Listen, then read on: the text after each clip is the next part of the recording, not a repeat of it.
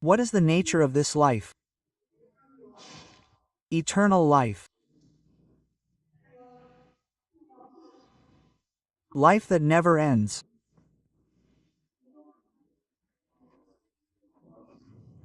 When I was 12 or 13, I was on my bike.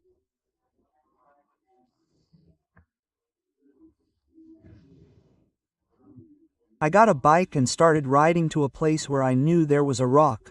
Just a rock, nothing else.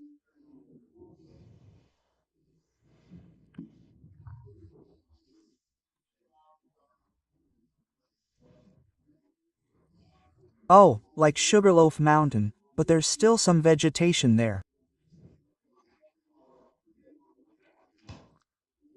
I climbed up on that rock and lay there on my back, as if looking at the sky.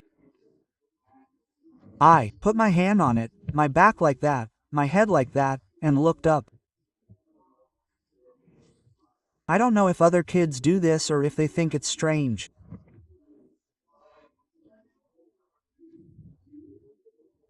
I went to that place on my bike to do exactly that, because I wanted to think a little.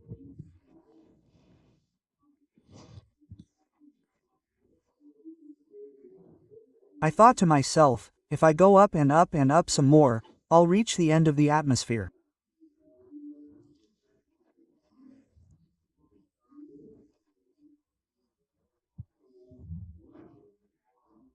I'll pass the moon, I'll pass the Milky Way, I'll leave this galaxy, I'll pass other galaxies, who knows, I'll find galaxies that haven't been discovered yet, and I'll keep going up and up and up.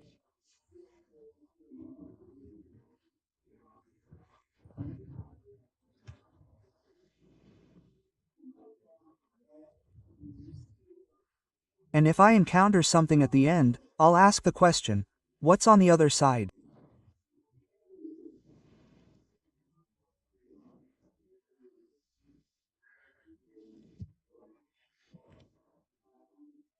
And then I realized that lying there on that rock, I was on the edge of infinity, and I found myself terrified.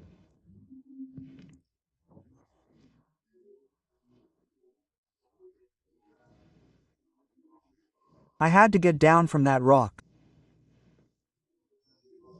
You can conceive of infinity. There is no limit. There are no barriers, there is no end. We don't live inside a bubble. And if we lived in a bubble, as I said, what would be on the other side? Infinity is a thought that terrifies us.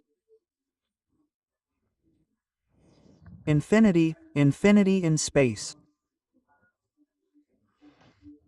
What can we say about infinity in time?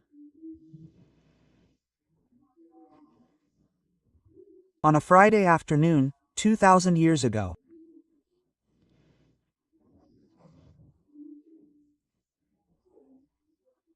The Son of God bore the sins of all who believe in his own body, on the cross.